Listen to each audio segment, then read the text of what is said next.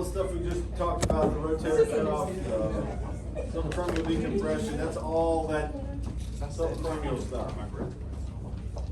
Now we gotta talk about instability. We'll treat this a lot differently. So a lot of times patients will come to you and say, it popped out. Well, did it pop back in, which is the subluxation, or did it stay out, which is dislocation, Bankart lesion, and subsequent surgery, because that's not going to go well. Again, all about the continuum. Laxity versus instability. Laxity is the ability of the humeral head to be passively translated on the glenoid. So we all have a level of laxity, some of us more than others. And we want to have this to be able to be functional, to be able to move our arm in all these different ways. But what we have to have is stability. If we have instability, we got problems. This is not going to work, at least long term, okay? That humeral head, again, we talked about how rotator cuff helps to hold it in the center. If we can't do that, this is what we're going to end up with. You saw this last semester. Tubbs, traumatic, unilateral, Bankart lesion and surgery. This is a fall. It pops out, usually to the front or to the inferior. This is a problem, okay? This is not going to be something that's going to be rehabbed. As opposed to the atraumatic, this is somebody who is just born loose. Multi-directional, they're loose everywhere. They're loose in their big toe, okay? It's bilateral. Rehab is the way to go. If they have to have surgery, this is the surgery they will have, but don't even worry about that. These are people that we need to rehab. These are the ones that we can make better. You mean like rehab before surgery becomes an option? What's that now? Like these would be the people we rehab before surgery becomes Yes. to the point. Like These are the people that should be sent to therapy because they're too loose. They got to get stronger. These are the people that need to have surgery because it's just failed. It's popped out and the joint is no longer functional.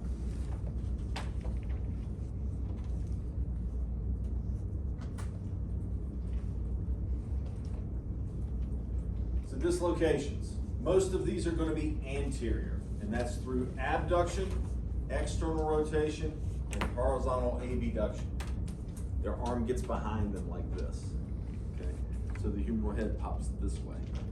Anterior dislocation results in what they call a Bankart lesion, detachment of that glenohumeral ligament, the anterior portion. Also can be a slap lesion, where you see the labrum. This slap stands for superior labrum anterior to posterior. So the labrum, again, we know what that is, right? It goes around the joint, around the glenoid. So from the anterior to the posterior, this labrum is disrupted. And because it's shaped like this, if I'm looking at a right shoulder, and this is the glenoid, if we see a lesion from here to here, they will call that a 10 to 2, meaning a 10 o'clock to 2 o'clock, okay?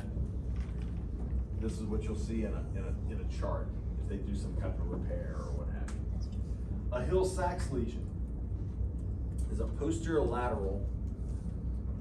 Okay, so you can imagine the arm, as this humeral head comes this way, the back side of the humeral head chips off bone off of the back side of the head. That's a Hill-Sachs lesion. And that could be a fracture, actual divot off the bone, or a bruise of the bone, a contusion. Those are painful. A posterior dislocation, which doesn't happen nearly as often. This is probably, my estimation, probably 20 to 1. Okay. Posterior dislocation is going to be somebody who falls this way and they lock their elbow out and it pushes out back this way.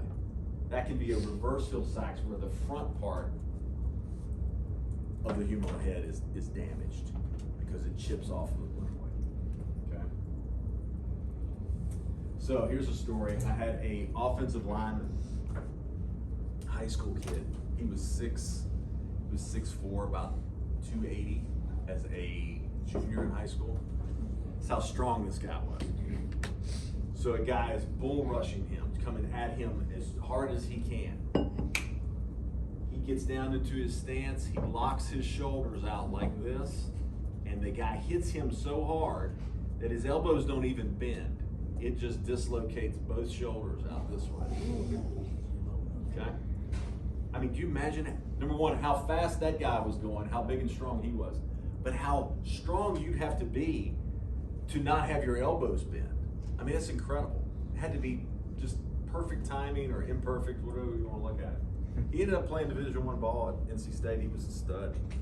Did really well in rehab. Man, you talk about mobilizing shoulder. It was like holding Justice's leg to mobilize the shoulder. I mean, I was worn out, and I had both of them too. So it's like get my workout for the day. So instability, what you're going to hear from the patient is what they call like a dead arm syndrome. It just doesn't feel right. You know, there's weakness, it slips, sometimes there's pain, sometimes paresthesias, numbing, tingling, all this kind of stuff. All kinds of weird symptoms. It's just really hard to put a finger on, okay? I've heard this a million times. It's really, it ends up being the same thing over and over, but it's such a different throughout the continuum. Physical exam, sulcus test. We didn't talk about sulcus test, did we? Sulcus test is really, really simple. Yeah, you're just gonna pull it down like this, and if you see a gap, that's a positive sulcus test, okay? Again, this is for DPT, so we talk a lot about these. Load shift, that's one where I would put it in the joint and I would translate it anterior and posterior. Again, a real subjective test, not one that I think is really important for you to know, but this is how they're gonna diagnose this. Apprehension test, we did talk about that one. And a relocation test we talked about. So that's how we, clusters of tests that are positive are gonna help you determine what's going on there. But usually you'll be able to see this pretty quickly if you compare right to left. So again, these capsular or labral repairs turn into Bankart repairs. Capsular shift is where they take the redundancy of the capsule and they will fold it, just like if I take my shirt. So if I'm super loose, whatever, and I take this and I fold it over like this, well, all of a sudden I can't really move a whole lot. That's what you want with these people. You've got to hold them in place. So that's essentially what they do. They take the capsule, they fold it over, they shrink it, they suture it, just to keep it tighter, okay? You want to avoid these surgeries if you can. Because one thing, because it's soft tissue, it doesn't last. Once they start stretching again, these people are super loose, it stretches back out for the most part.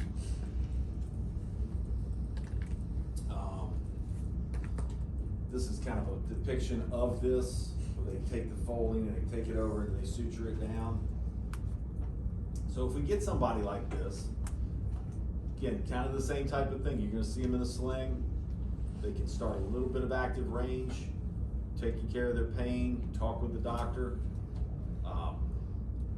That should say passive range right here, sorry. Phase 2 weeks, that's gonna be passive range, because then we're gonna have active range, active assistive range of motion with limits, and isometrics in phase 2.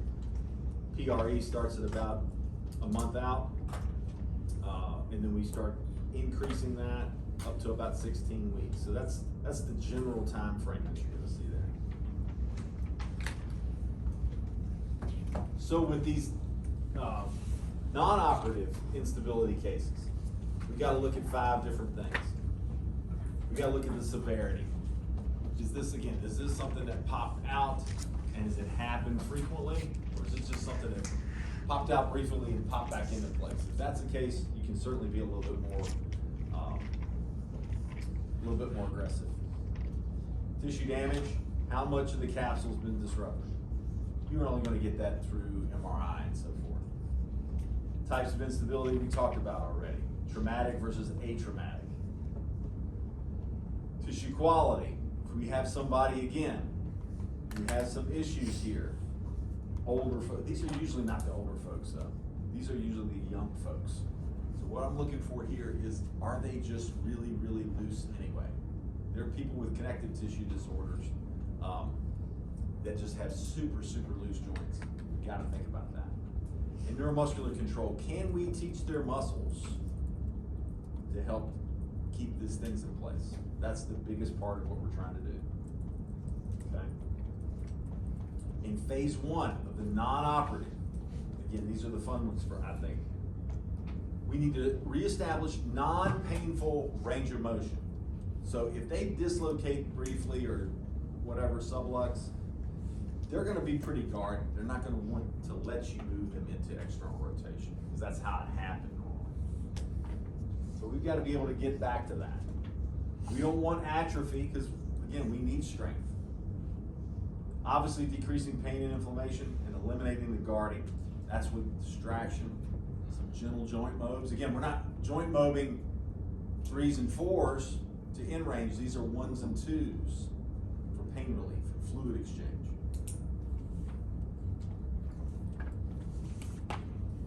Again, you've seen these over and over. Pendulum, T-bar, pulleys, strengthening isometrics. Try to get them out of the sling. Talk to them about sleeping posture. These folks struggle. They want to put their arm up under their head and do all this stuff. I had this professional racquetball player.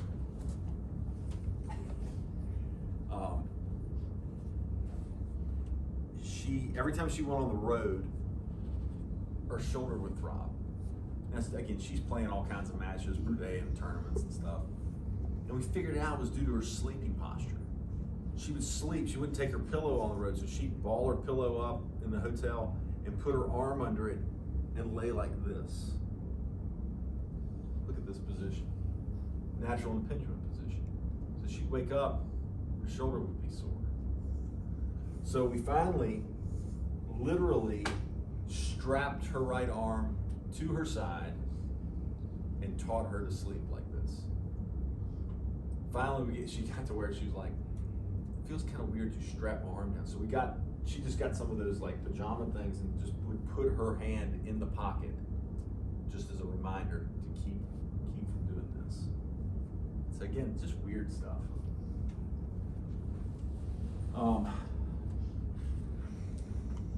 Phase 2, we're getting pretty aggressive with these people, full range. We're getting strength going. Usually at this point, they don't have a lot of pain. Again, this is when we really got to make a difference in their strength and their neuromuscular control. We'll show you some ways to do that.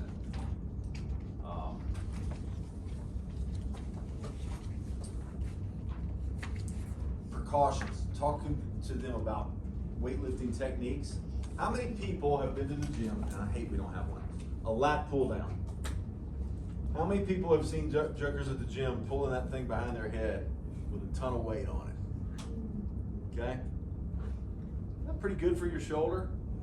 Abso-freaking-lutely not. Matter of fact, I saw this guy one time was doing alternating, going in front and then going behind. He goes in front, and he's slinging this weight all of a sudden, and he goes like this, and all of a sudden he goes, and it just pops right out. He pops it back in and just keeps on going. I'm sure he did it a million times.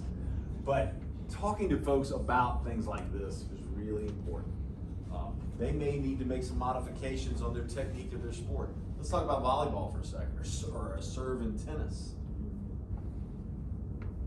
Have you seen people with shoulder problems that have to make adjustments there? Yes. They can't go completely over the top. They gotta come out a little bit more to the side. People compensate, Yep. to the side where you do, like they swing their whole body. Yep. Instead of keeping straight.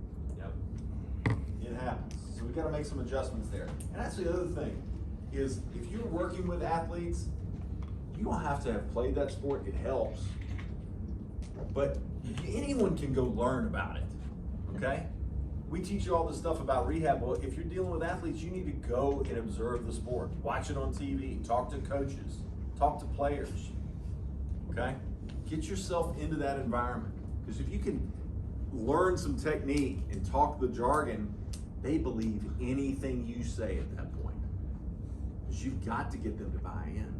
You're talking about stubborn, hard, very self-motivated people that think that they're right all the time, correct? All these high-level athletes for the most part. You've got to get to them at their level, okay? You gotta motivate them. All right, phase 3, we're cranking at this point. No tenderness, pain-free range, continue to progress strengthening, getting them ready to get back to sport. You know, this is the fun part. But again, there's nothing wrong with taking an athlete to their environment. I would highly encourage you. Take them out to the tennis court, take them to the baseball field, volleyball court, whatever it might be. Or if you've got an industrial athlete, if we take them to their work site, take somebody to their home and say, okay, let's practice lifting your kid the right way. Whatever it might be, get them in that environment. I think that's really important. And again, leads to your credibility. Because you can say, hey, I've seen you do this now, okay? We're gonna talk about some of these just kind of odd injuries now. These are all kinds of different proximal humeral fractures. These can happen due to falls, jamming up in here. It can be somebody with osteoporosis and they just, anything, twisting their arm can set things off with those.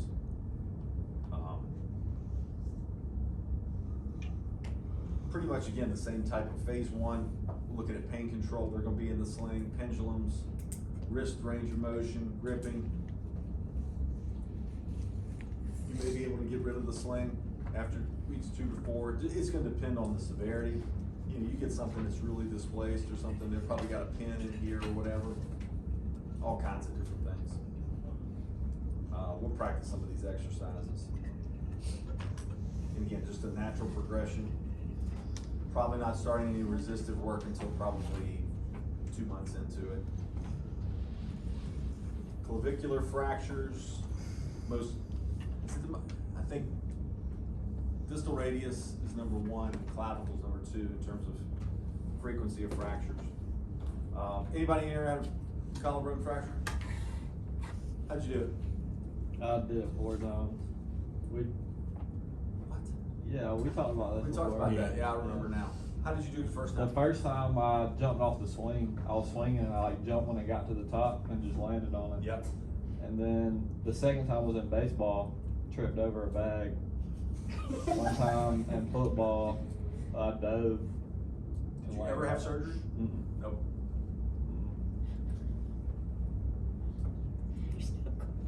So a lot of times what they'll do with this is clavicular fractures are based on how much displacement there is.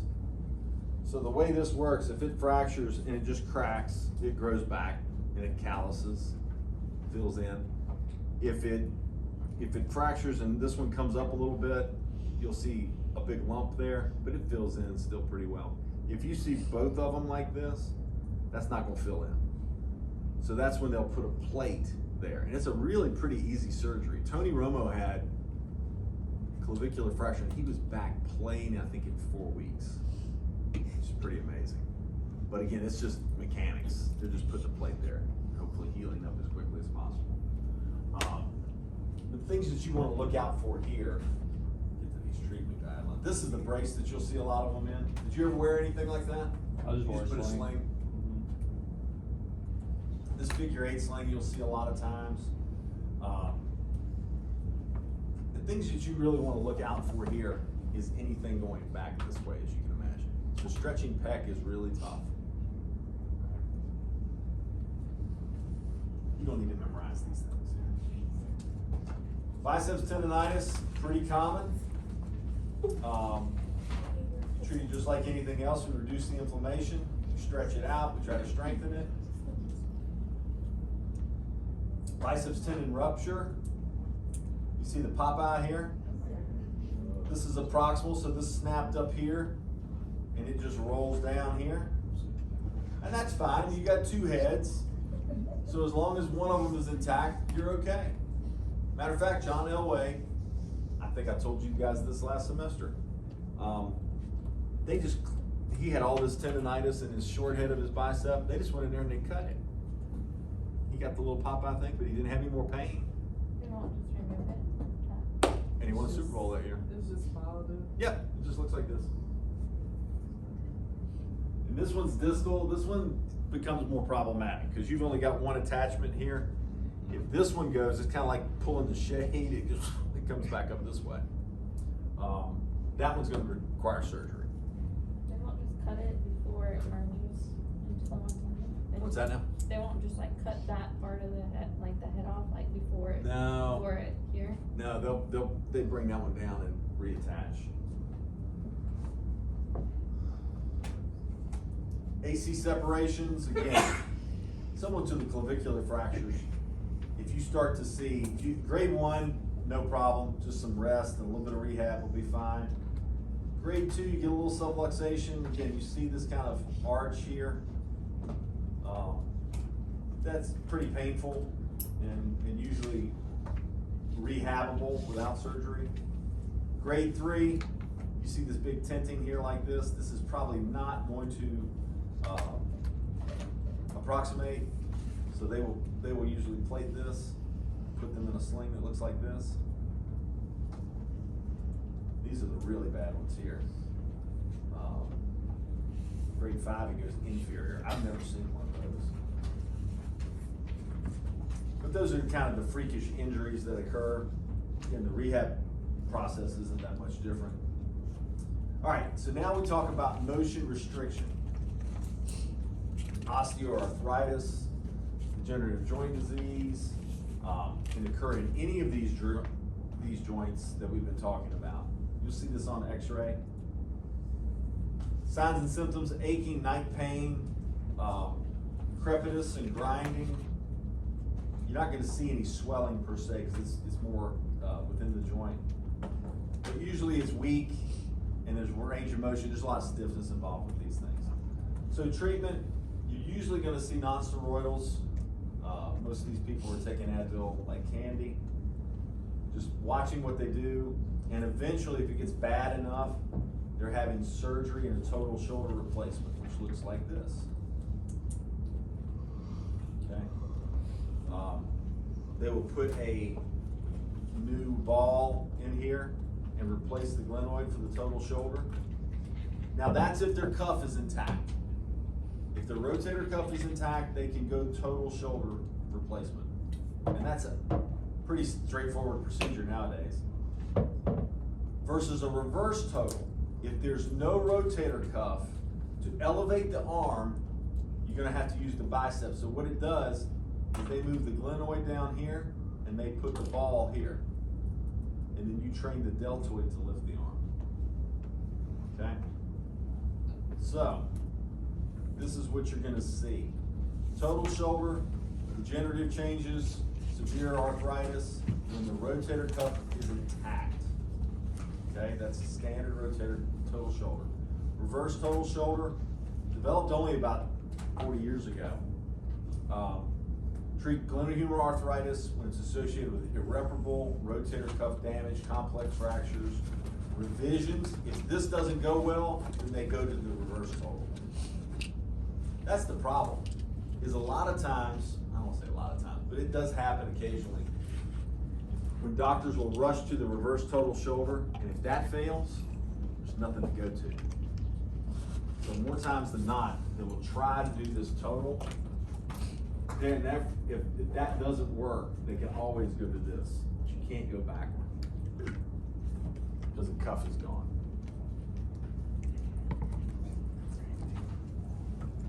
Rehab for this reverse total shoulder, you got to look out. No extension, adduction, or internal rotation. Okay? This is a no-go. So the way the doctor told me was, I want to keep their hands where they can see. If they can stay in here, we're going to be fine. But as soon as somebody starts reaching back here for their billfold or tucking in their shirt or anything, that's when this pops out, and we got a world of problems here. Part of this is due to the actual procedure and what they'd have to do to get to it. They have to just excise the subscap, and then they have to pin it back or suture it back. So if we know it's an internal rotator, so if we get too much of that internal rotation there, contracting that, that's problematic. You need to let that heal. So what I usually tell folks with the reverse total shoulder, total shoulders usually get at least up to 120 degrees of elevation. Reverse total shoulders, if you get them to 90 and you can get a little bit of external rotation, you should be happy with that. So this is not a procedure for somebody that wants to have a real active lifestyle. This is for folks with arthritis, cuff disease, that just don't want to hurt at night. Okay, this should be the last straw. Unfortunately, it's not always the last straw. People go to it too quick. Because it feels pretty good, function's poor. Frozen shoulder. Anybody seen one of these yet? You'll never forget it when you put your hands on it the first time and you start stretching them and you hit that brick wall. And the definition, the actual criteria for a shoulder to be classified as frozen shoulder is a lack of passive external rotation. Okay.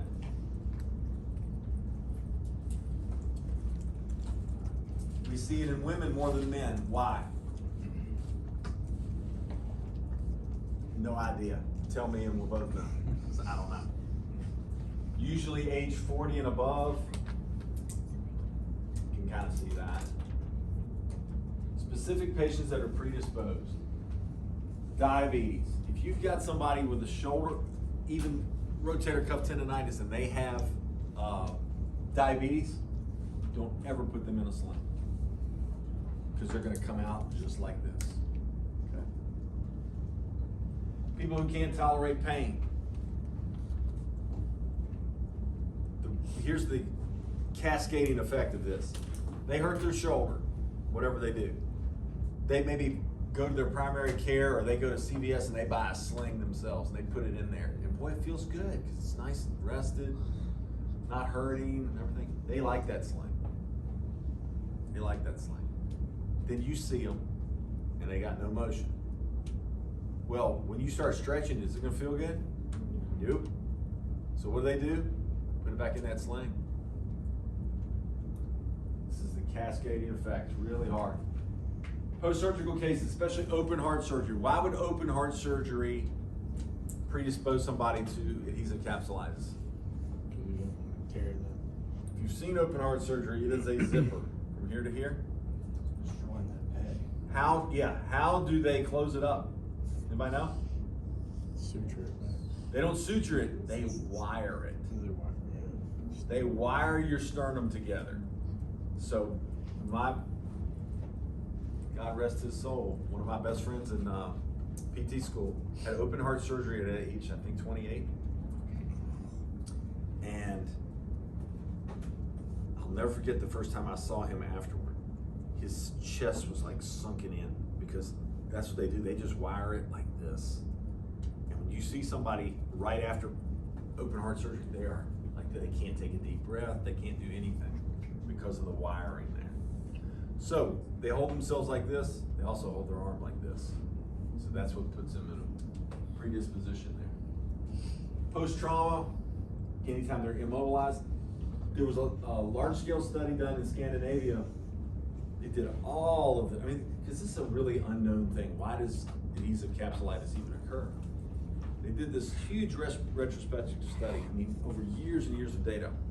What did these people have happen to them before that caused this? And the only thing that came up as a common denominator that was statistically relevant was that they had upper respiratory infections. So I don't know. I don't know why that would be. Just something to think about. So symptoms, diffuse ache, just hurts. They don't have mobility. They can't elevate or rotate, and they get often worse at night. These are miserable folks, okay? They hate life because it's miserable. You're gonna test them in supine. You'll see both restriction in active and passive range with that capsular infield, which I mean, it's just like, you hit it and it's not gonna go any further. You take the other side and it just goes fine.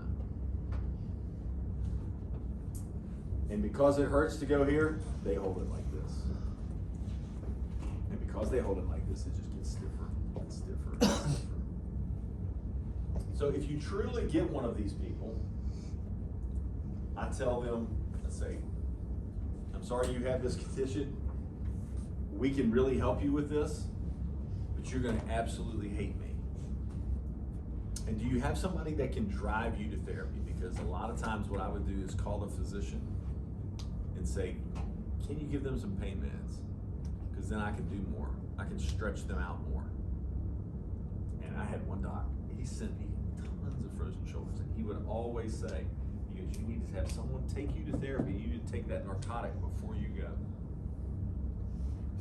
Be amazed how much you can do when someone's got narcotics in it. I'll probably put people in rehab, I don't know. Anyway, Different country. the medical treatment, the standard treatment, not dealing with rehab, is first off, non-steroidals, and secondly, cortisone injection. And for the most part, sometimes they get better with that, not usually very often, but sometimes they do. We talked about the pain meds, muscle relaxers. If all of that fails, including therapy, close manipulation. Knock them out. Just move that arm all around, okay? This is the ones I tell you that come back to therapy on a daily basis and they throw up in your trash cans and all this good stuff. Lots of fun. But in terms of the rehab of it, know your patient. Lots of modalities. I don't care what modality you use. It's the only time I'll ever use ultrasound is on this anterior and inferior part of the glenal humor capsule in a low load prolonged stretch. If I can get them into at least 45 degrees of external rotation with a little weight or something here and heat this up, it tends to go even further. I don't care what you do. Mobilization, we'll practice these. But mostly anterior and inferior because abduction and external rotation are that capsular limitation that you're gonna see. And again, movement, movement, movement, passive, active assisted, low load prolonged stretch, P and F, whatever you can do to get them to move. I mean, whatever. I've had some crazy things. People hanging from things, whatever works, whatever works. But it does, rehab does work. You can stretch these things out. But what is the literature says that if you do absolutely nothing about frozen shoulder, it will resolve itself. 2 years. It's a long time to deal with a really painful stiff shoulder. But it'll take care of itself. If you How don't do anything. though? It's strange. If you don't move it. It's one of the weirdest phenomenons I've ever encountered in rehab. Yeah, How long of rehab will you do with the frozen shoulder? as long as they'll let you. I mean, if they get their motion, you know, they usually probably will take about, I tell them it usually takes about a degree a day if we keep pushing it. So if they're losing 40 degrees of external rotation, that might take a little over a month, 6 weeks or so. Way better That's than just 2 a years. guess. They like to try it out. All right, just a few more and then we'll practice some lab. Peripheral nerve injuries. Musculocutaneous nerve injury. I've seen a few of those. They lose elbow flexion. Spinal accessory nerve. Trapezius is inhibited. I can't abduct over 90 for the most part. Musculocutaneous, the only one I ever saw was a stabler. and a blow to the anterior part of the shoulder that can do it. I just haven't seen many of those. Axillary nerve, saw several of those. Again, they're going to lose abduction.